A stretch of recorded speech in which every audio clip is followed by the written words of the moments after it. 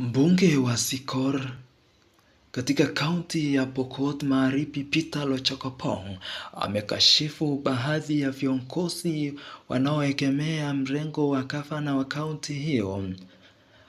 Akizungumza katika eneo bunge lake siku ya Ijumaa, Lochokopong amewashtumu viongozi hao kwa kile ameitaja kujipendekeza kuwa wao ndio wanaongoza viongozi wengine kufanya mikutano na viongozi wa serikali kuu.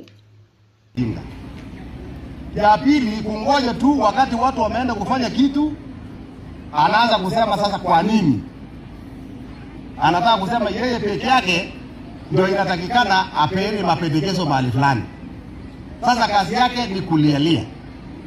Na kulialia akielekeza mkono kwa viongozi wengine. Vilevile, Lochokopong amemlaumu gavana wa kaunti hiyo Simon Kachapin kwa kukosa kushughulikia kupanga mikakati ya kupata manufaa ya serikali kuu, haswa mradi wa nyumba za bei nafuu. Ameongeza kuwa gavana Kachapin ameshindwa kupeana shamba ya kufanyia mradi hiyo, ndiyo maana imekwama. Nataka serikali ya kaunti itoe shamba ambayo manyumba itajengwa, sio wajumbe, si senator, si women rep.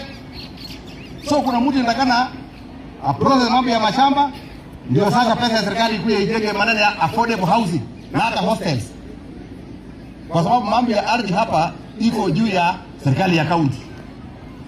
So wakati nasema sasa affordable housing haije take off, what is the reason? Sababu iko hapa. Na huyo mtu anawauliza maswali, yeye ndio chanzo na sababu ya hiyo maneno. Juu ya hayo, Lochokopong amehakikishia wananchi wa eneo hilo kuwa viongozi wote wa kaunti hiyo wanaunga mkono Rais William Ruto kuwania katika kaunti ya West Pokot, kwamba sisi wote tuko two-term. Tuko two-term ya Mheshimiwa Ruto. Unaelewana? West Pokot, wale watu siku ile walikuwa wameenda Azimio, leo sasa wamerudi wako kwa two-term. Sawa sawa? Na tumwambia hao karibu. Na mkikaribia pia hapa, msiwe na kimbelembele ya kutaka kuja kupanga watu hapa, haiwezekani.